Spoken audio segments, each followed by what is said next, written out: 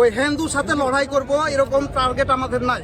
মসজিদ করার জন্য যেহেতু বরখাস্ত করা হয়েছে ওকে, তাহলে আমরা ভোট দিলে হুমায়ুন কবিরকে ভোট দিব, মমতাকার ভোট দিব না, মমতাকার ভোট দিব না। ওকে বরখাস্ত কিসের জন্য করা হয়েছে? আমরা হুমায়ুন ভাইকে সহায়তা করার জন্য, তাতে যাতে আমাদের মুসলমানের শহীদ হয়ে যেতে হয় তবে আমরা যাব। এই তেজপাতার মতন আমাদেরকে যে ব্যবহার করে মমতা ব্যানার্জি আমাদের মুখ্যমন্ত্রী, আমরা মমতা ব্যানার্জিকে আর চাইনি। আমাদের বুকে আগুন জ্বলে, আমাদের বুকে আমরা সহ্য করতে পারিনি। আজকে অনেকটাই ওই হুমায়ুন ভাইয়ের এই সহযোগিতার এই বাবরি মসজিদ করার জন্য আমরা অনেক খুশি, অনেক আমাদের বুক পাতলা হয়েছে।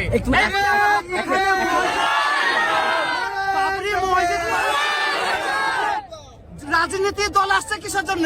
রাজনীতি দল আসার কোনো প্রশ্নই আসে না এখানে। তৃণমূল বলছে যে ধর্মীয় বিভাজনের জন্য এবং বিজেপিকে জেতানোর জন্যই হুমায়ুন কবির বাবরি মসজিদ করে সাম্প্রদায়িক দাঙ্গা লাগানোর চেষ্টা করছে। না, এটা এভাবে হতেই পারে না। তার কারণ এখানে আমাদের ভারতবর্ষে 15% মুসলিম, 15 থেকে 20% মুসলিম, বাকি সব অন্যান্য জাতি।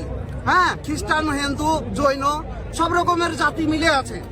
হ্যাঁ, তাহলে আমরা ওই দিকে নাই। হ্যাঁ, ওই হিন্দুর সাথে লড়াই করব এরকম টার্গেট আমাদের নাই।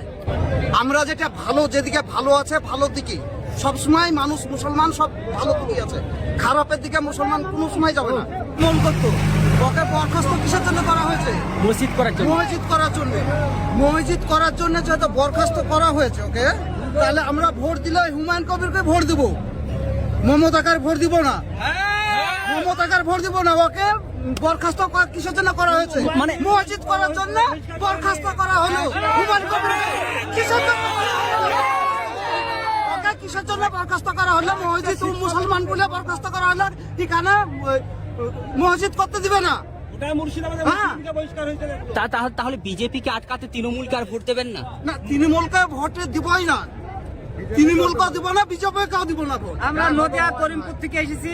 হুমায়ুন ভাইয়ের আর এখানে ভোটের প্রশ্ন আসছে কেন? হুমায়ুন ভাই এখানে আমাদের বাবরি মসজিদ কাছে, তাতে আমরা খুব খুশি।